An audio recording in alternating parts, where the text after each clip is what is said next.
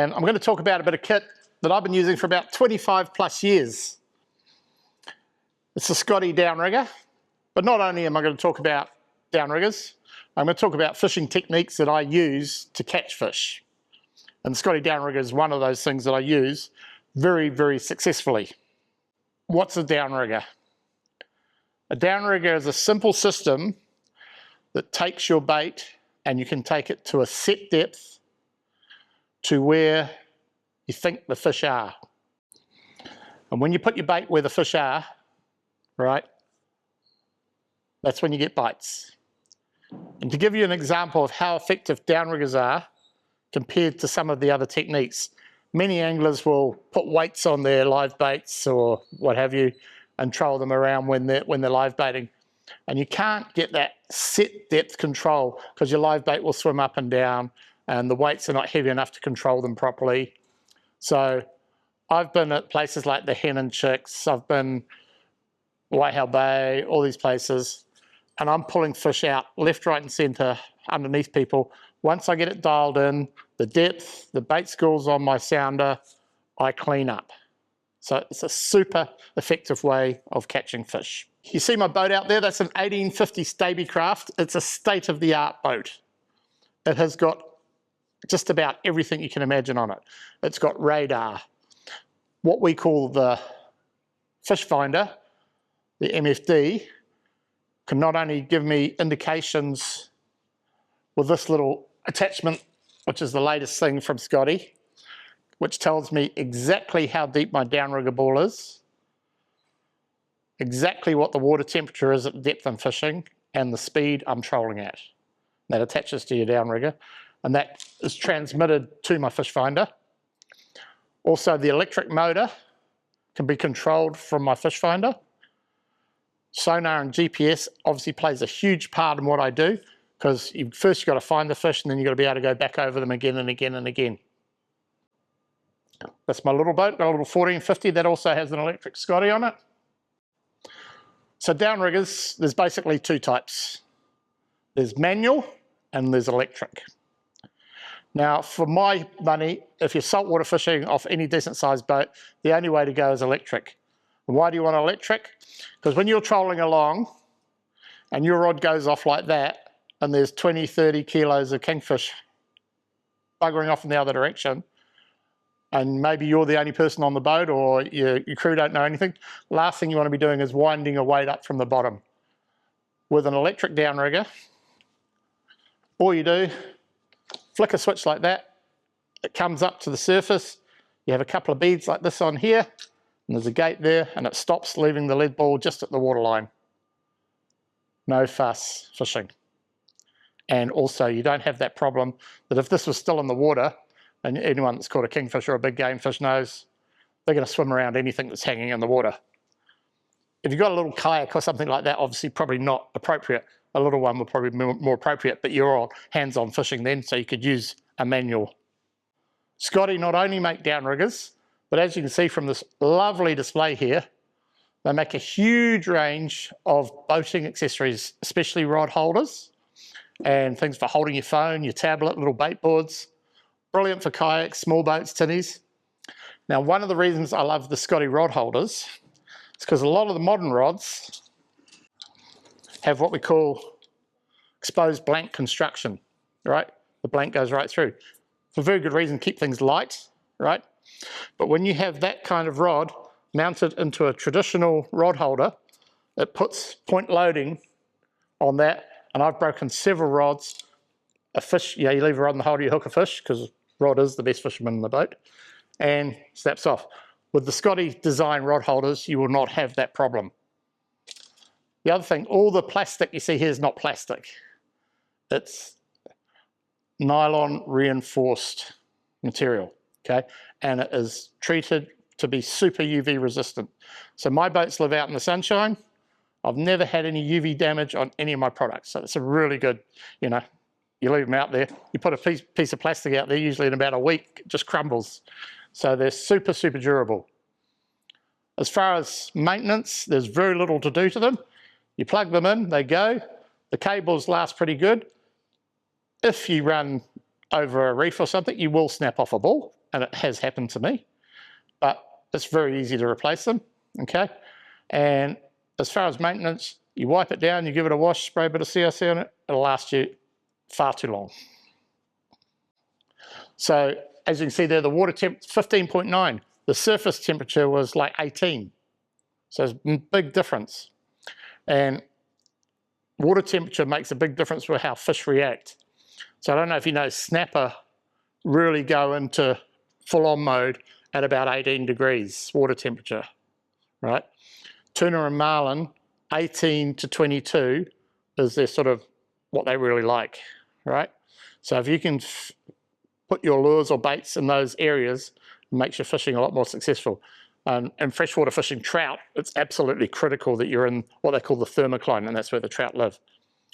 So with that, you know exactly what temperature you're fishing at. And when you're game fishing or kingy fishing, the temperature will change as you move around. Also, the speed that you're traveling at. It was quite interesting. We were going from 1/2 knot to 3.5 knots, depending on direction of travel. So I didn't adjust the speed on the boat at all. That shows you how much difference there is when you're traveling. And obviously, the actual depth that that ball is at is critical, because if on your sounder it says 10 meters and your ball's at 12, well, you know you better bring it up, otherwise you're going to have some trouble. So very, very good technology. So when it comes to day out fishing, there's a lot of apps that we use these days. Apps can help you catch fish, right? So Facebook's really good because guys like Nick here, he posts some really good posts. He tells you exactly where the fish are, tells you what depth they're at, and tells you where he's been fishing. So if you follow Nick, well, hey, he's going to tell you where the fish are. The other one, obviously, the weather. Now, people say, what's the best weather app? Now, weather's always a prediction, and weather can change in isolated areas.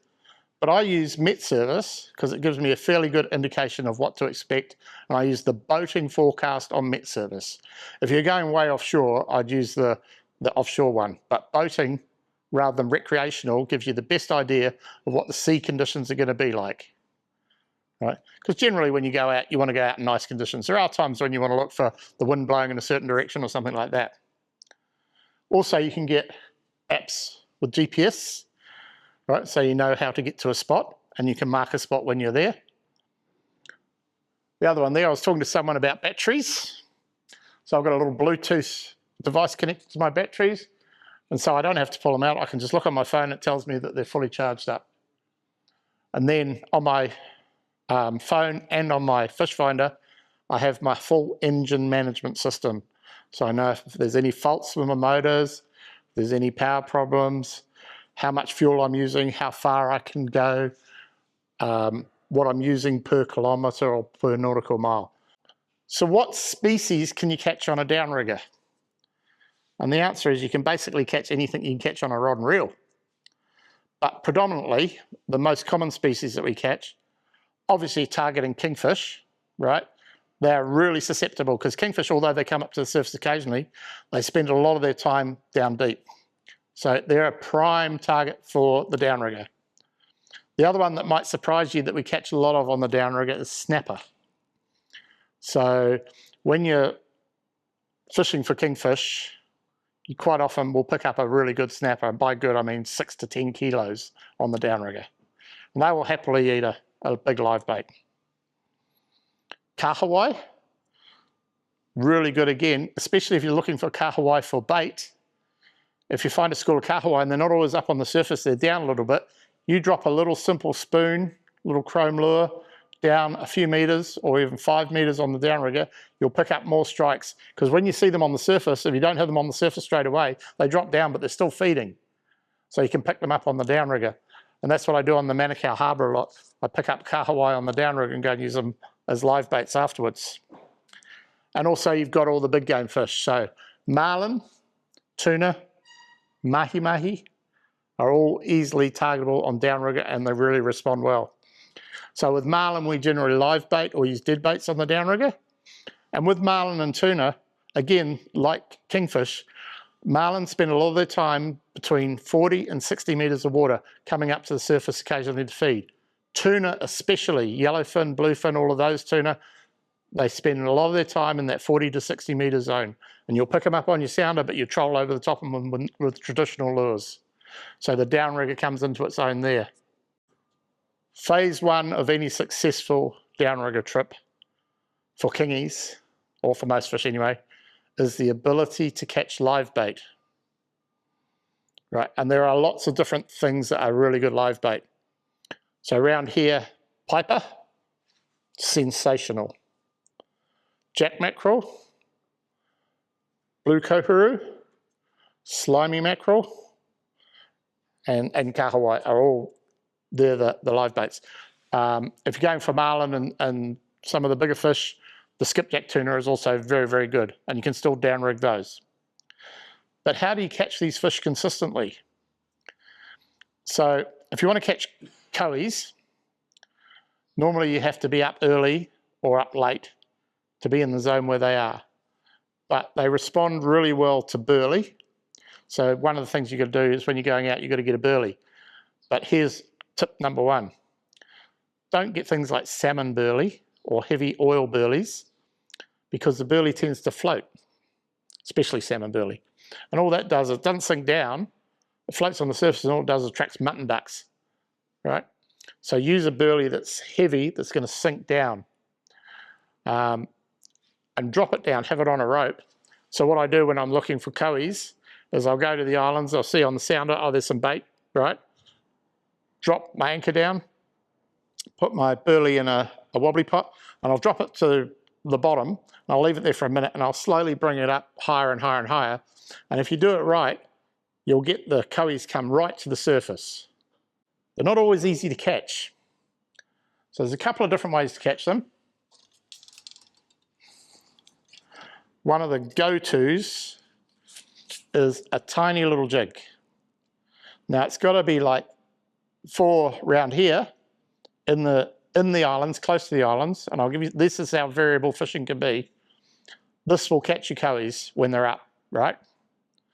If you went to a 10, 15 gram, you probably wouldn't get a bite. Now these got very light hooks on them, so it's important to have a rod that's got a really soft tip and set your drag really light. Because if you set it hard, you try pulling these fish and you're going to bend open the hooks and the fish are going to get off all the time. So you need a light rod to work these light jigs and fish it with very light line. I'm using 6-pound braid and about 12-pound leader. Okay, so the small jigs is go-to, and all you do is just drop it over the side.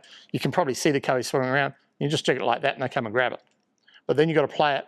And when bait's hard, which it was earlier in the week, it was really hard to catch bait, always put it in a landing net, because you guarantee if you try and lift it in the boat, it's going to fall off.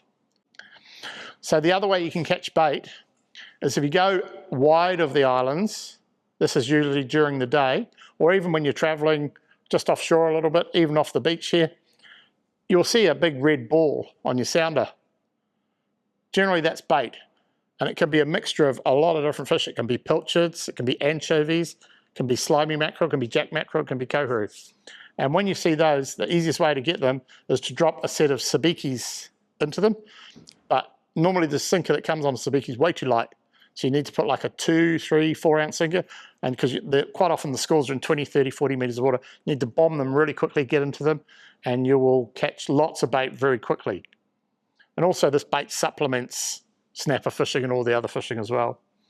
Your sabikis need to have really good quality hooks.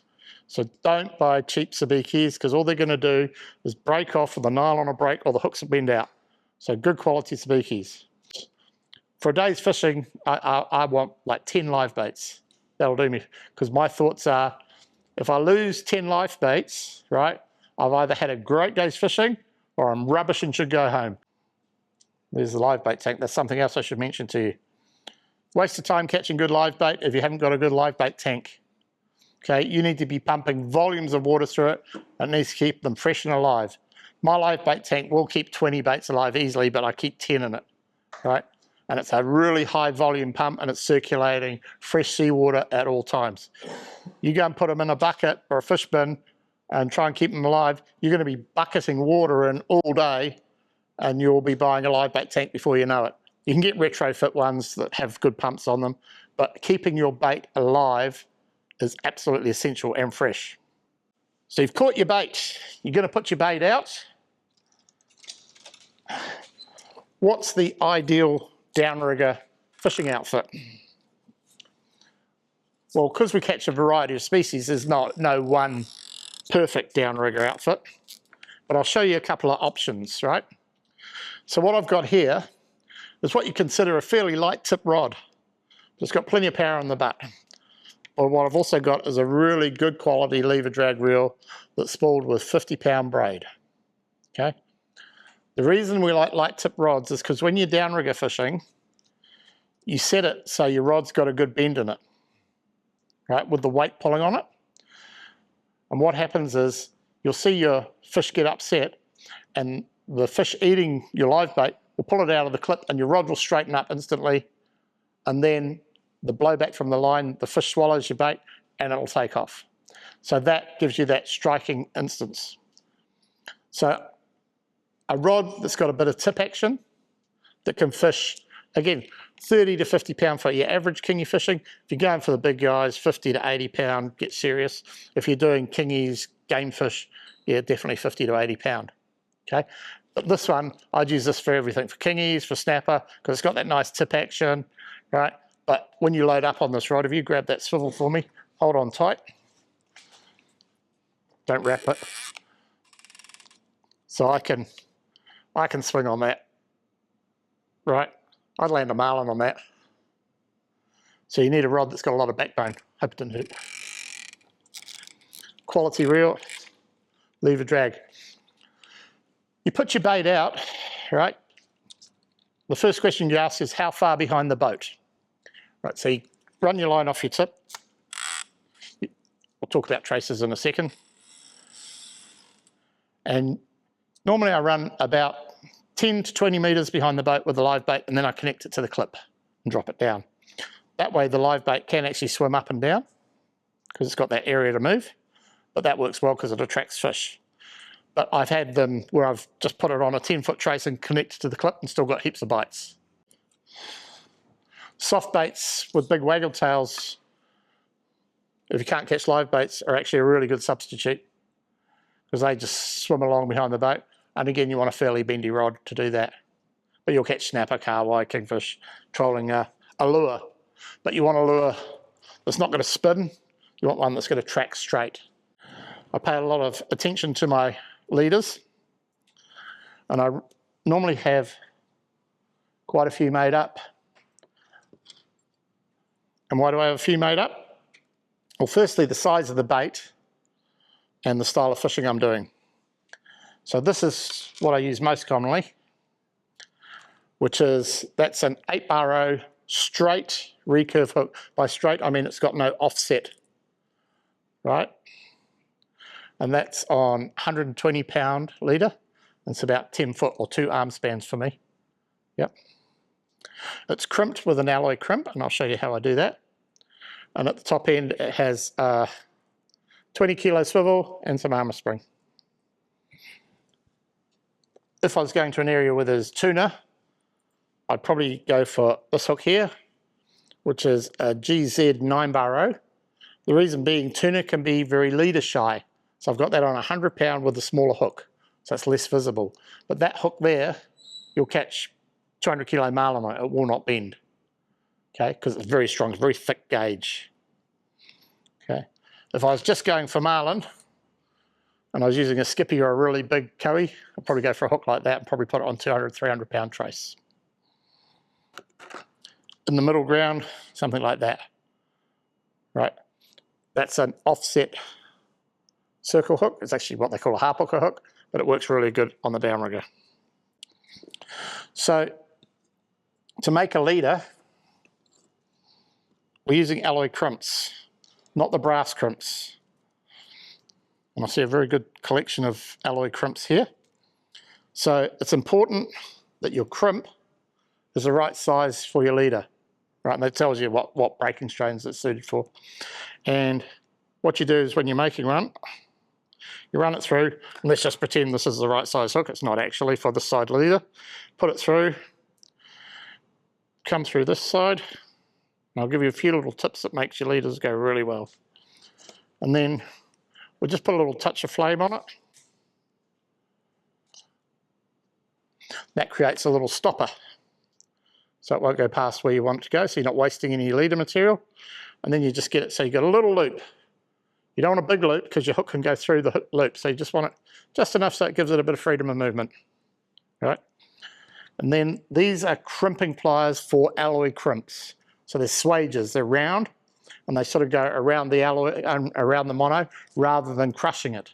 Whereas the wire crimps that you use on these crush. Okay, so that's why you use alloy crimps. You get the right gauge, and you don't go right at the top of the crimp, you leave a little flange, and it's not a big squeeze. Move it down once, and that's how you crimp up a leader. The other end, you put a swivel, do the same process. It's a very, very simple procedure. Rigging it up. So the technique I use is called bridle rigging. So I've got my 8-burrow hook, I've got a rubber band, the thickness doesn't really matter, okay? And I've got an open eye needle. So we're going to bridle rig this, but I use a very simple bridle rig technique. And when you're bridle rigging, you put your needle in front of the eye socket, not through the eye. You're not trying to blind the fish, it's more like a piercing than a blinding. Take it off there, then we create a half hitch in the rubber band. Put that through the hook, pull it tight. That's how I rig my baits. Some guys will twist these and go back through it again, but I've had no issues with getting hookups just doing it that way. And a bait rig like that will tow behind a downrigger pretty much all day if it doesn't get eaten. Where to fish? So when you want to find kingfish, there's 3 sort of things you want to look for. Obviously a food source, so piper, pilchards, mackerel, anywhere there's bait, right? Structure. I'd say 90% of the kingfish I find are within a kilometre of a structure. So whether it's an island, a reef, a marker buoy, a bridge, some floating material on the water, that's where they live. And also we talked about water quality, water temperature, sort of that 15 plus degrees to 22. They tend to get a bit, they don't like it too hot, kingies. They tend to go a bit deeper when it gets too hot. So that's where you look for them. When we find a workup, we go, oh, yoo-hoo, snapper. The amount of kingfish that are under those workups that get missed is phenomenal. And I'll show you exactly what I mean here. There's a nice one off the sail, or just inside the sail. So this is a pilchard workup. So you're looking for those feeding birds. Those ones that are flying or just sitting on the water, there might be fish underneath them, but those active feeding birds are usually where you're going to find fish. So it's another area where you can fish. Now here's the example of what kingies do in a pilchard workup. That was that big one you saw under sail. We jumped over the side.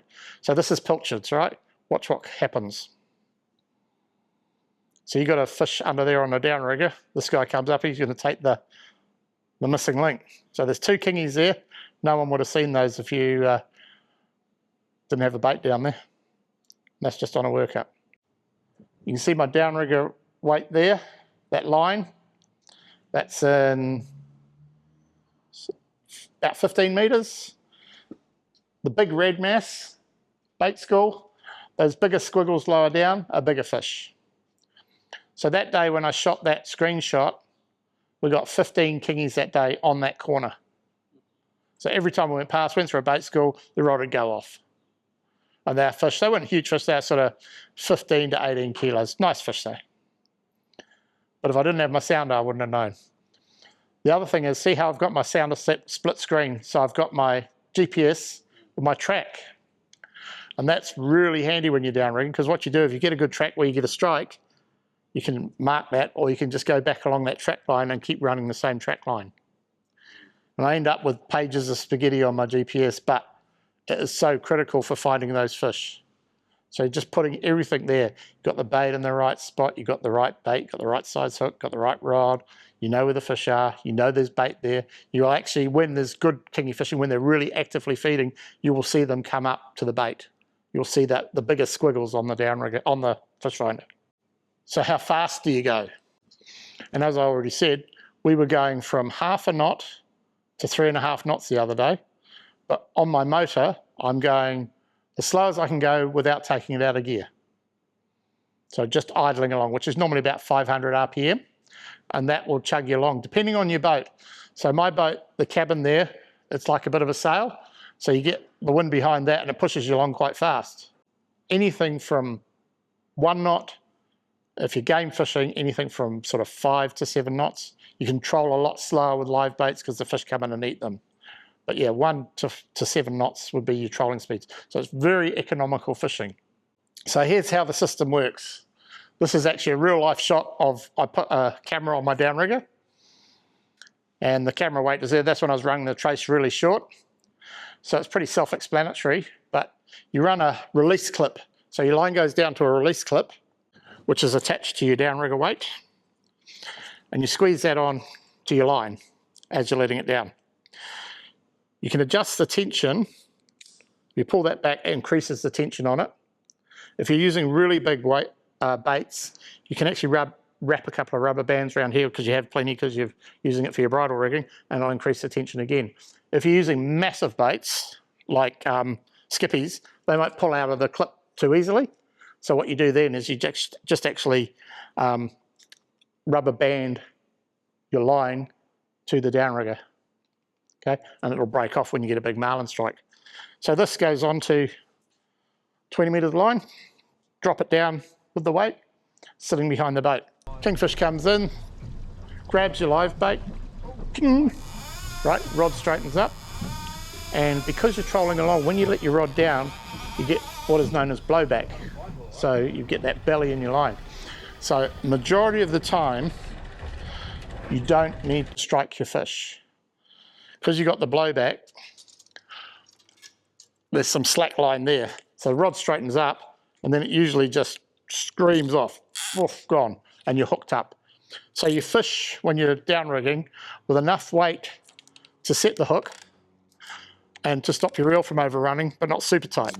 But if your rod straightens up and it doesn't start peeling off, what you do is you just pick up the rod out of the holder and you free spool it. And you'll feel the fish, they'll come and take the livey again if they haven't got it first time, let it run a little bit, then strike it again. And that does happen a bit. More with marlin than anything else, because they'll knock it out of the clip and they'll chase it around.